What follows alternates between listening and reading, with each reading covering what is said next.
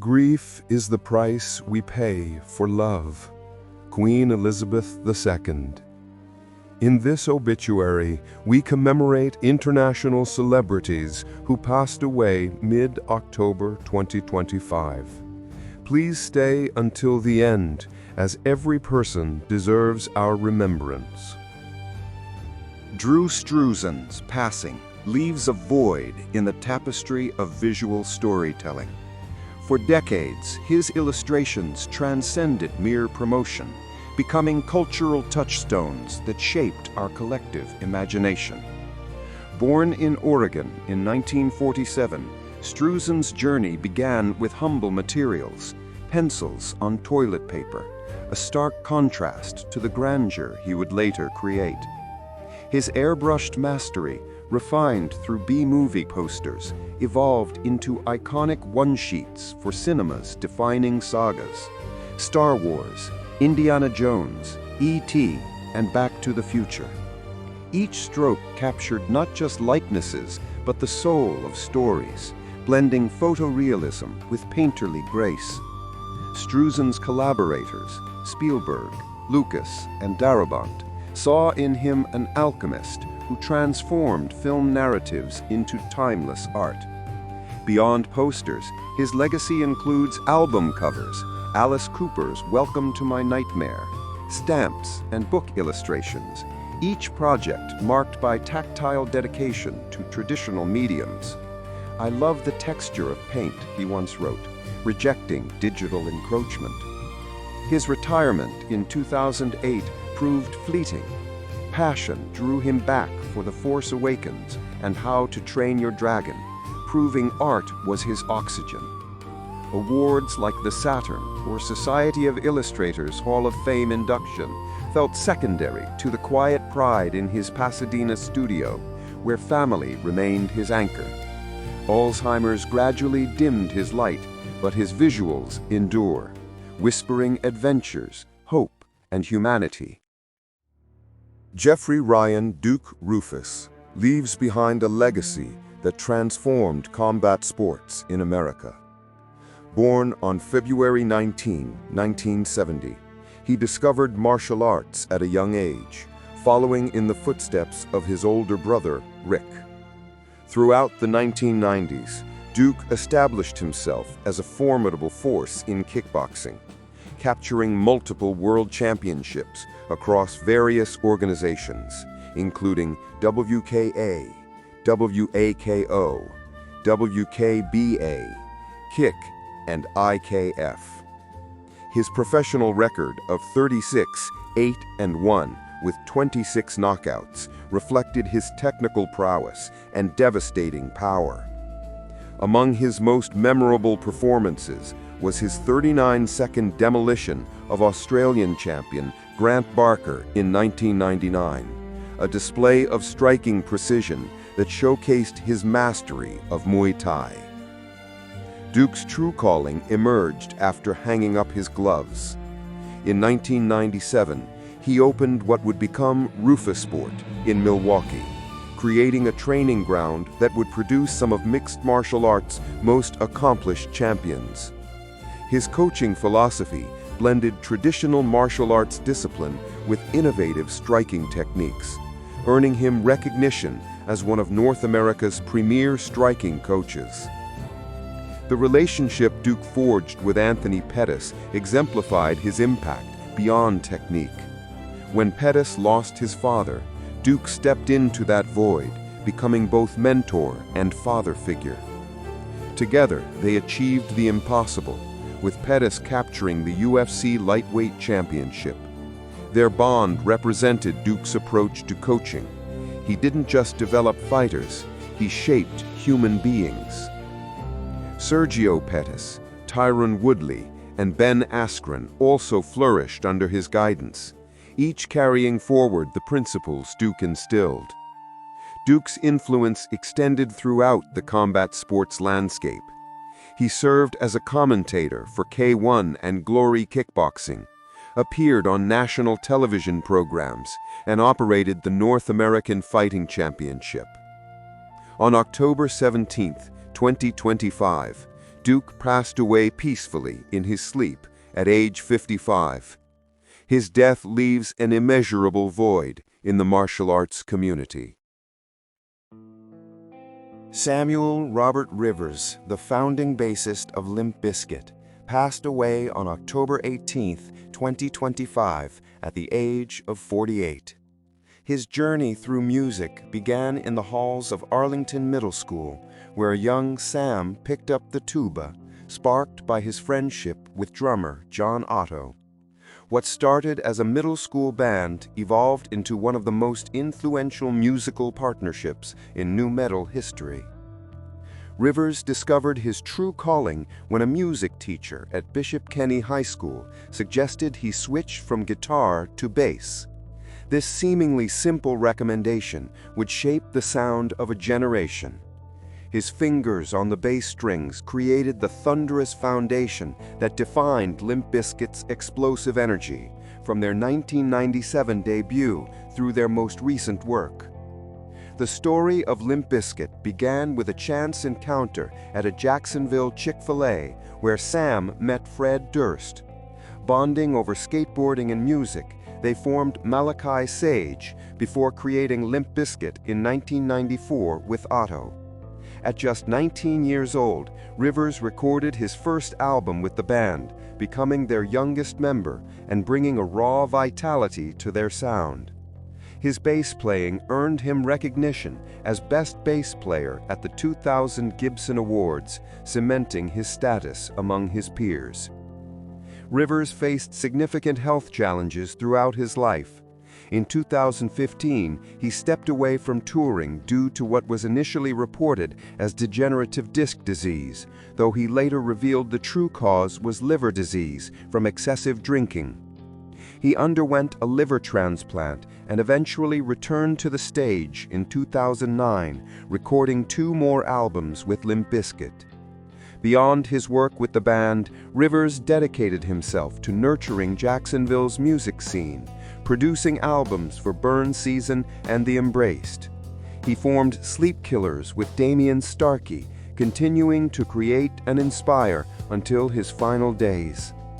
Drawing influence from Black Sabbath, Megadeth, and Pearl Jam's Jeff Ament, Rivers crafted a bass style that was unmistakably his own, powerful, melodic, and played with fingers rather than a pick, channeling pure emotion through every note.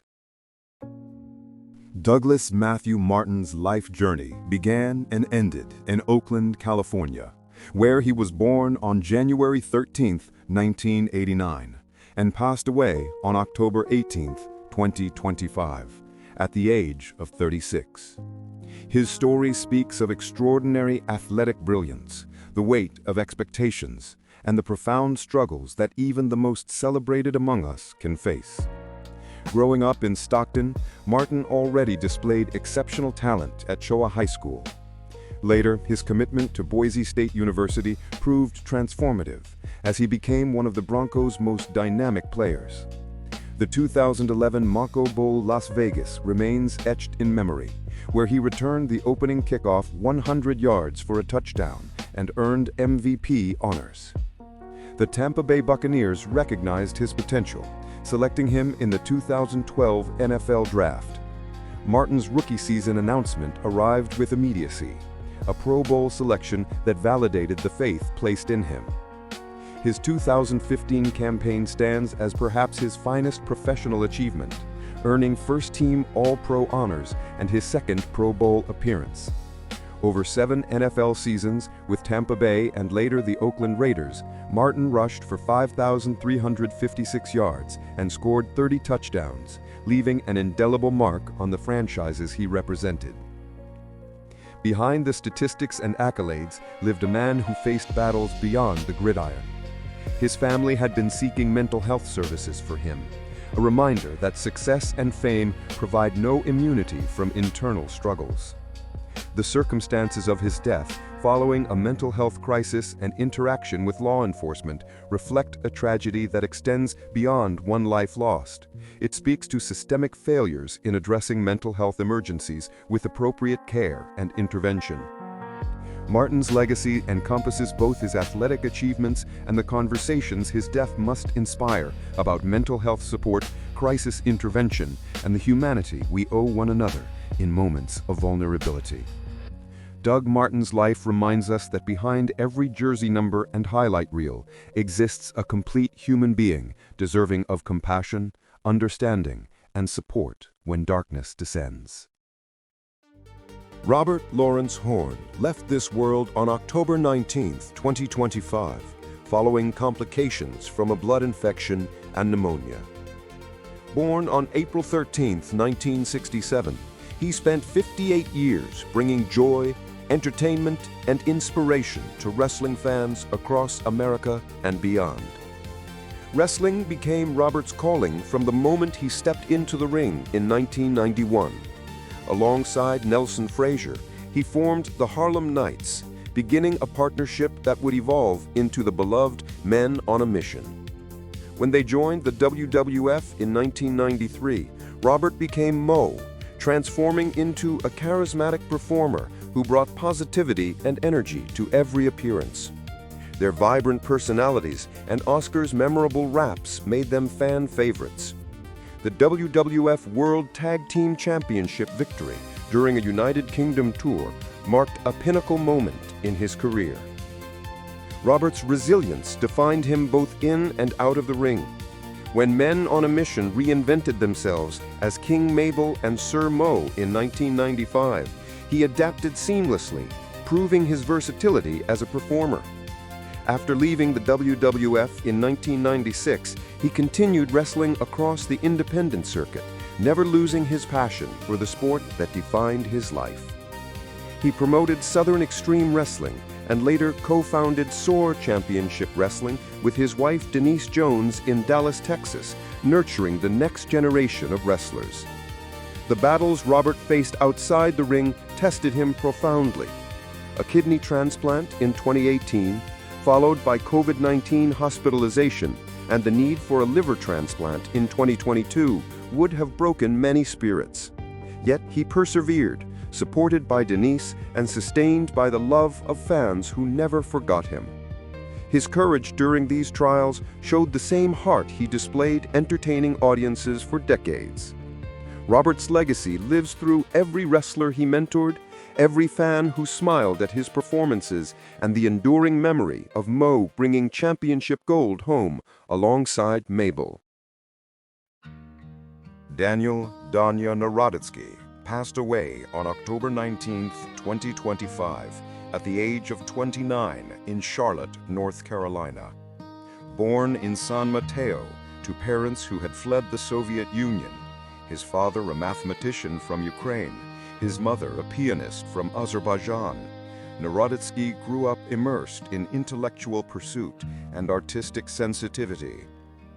Introduced to chess at 6 years old, Danya's talent crystallized early. By his teenage years, he had already authored groundbreaking chess instruction books and earned the titles of International Master and Grandmaster.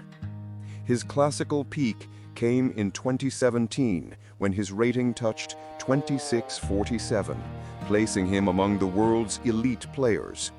Yet it was in the rapid-fire universe of blitz chess that he found his truest expression, commanding boards with the intuition of an artist, driving his rating beyond 2732 and claiming the 2025 U.S. Blitz Championship with a perfect score of 14 wins from 14 games.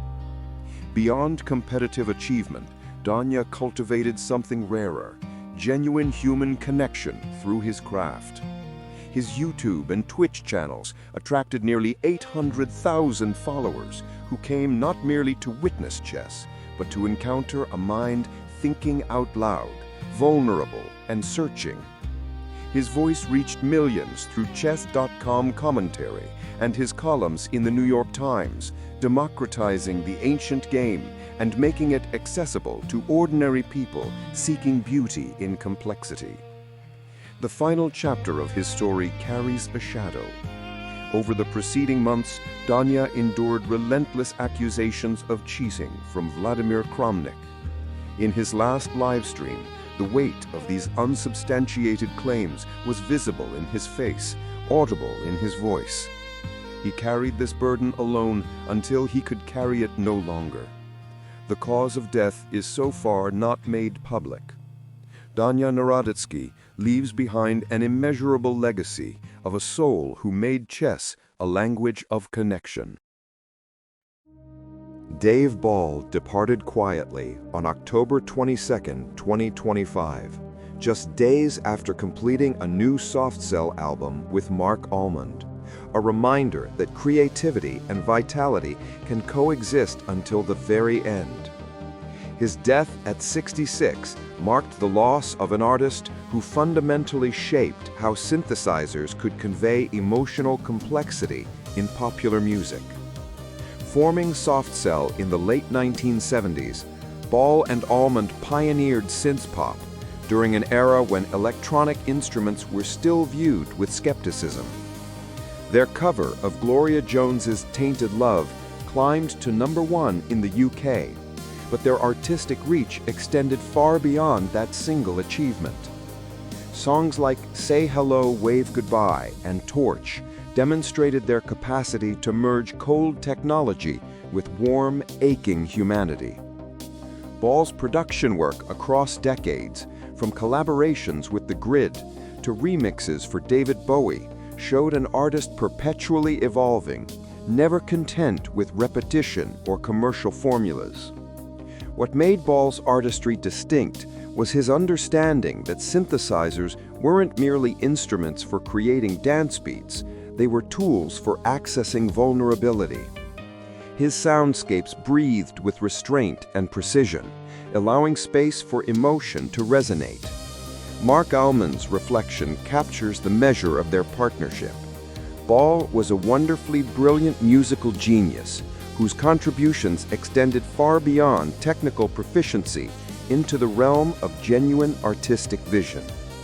The timing of Ball's passing, just as he and Almond were celebrating renewed creative energy through their new album, speaks to both tragedy and grace. He left no unfinished artistic business in the emotional sense. The work continued until the end, driven by genuine joy in creation rather than obligation or nostalgia. Ball died knowing his music had brought pleasure to countless listeners across generations and continents. His legacy rests not in accolades, but in the continuing resonance of his songs, in the emotional architecture he built from circuits and conviction, reminding us that machines, when guided by genuine artistry, can touch the deepest parts of human experience. These were the celebrities we wanted to commemorate in this obituary. May they rest in peace. We wish their families and fans much strength during this time. Follow the link on the right if you want to see an obituary honoring, among other celebrities, the R&B superstar D'Angelo and Kiss guitarist Ace Frehley. A like and subscription would really help the channel. Thank you very much.